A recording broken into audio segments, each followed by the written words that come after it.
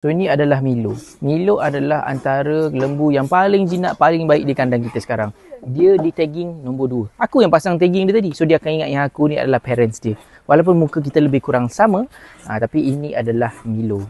So Milo ni di dalam berat dalam 240, 250 macam tu lah kot lebih kurang. And kita akan jaga dia sampailah hari raya nanti insya-Allah.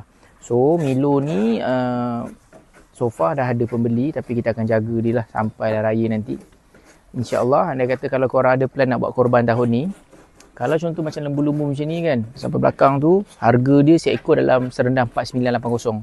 Tapi kalau kita boleh ada kemampuan, kita nak buat korban sebahagian, harga dia dalam 785. Darat ya.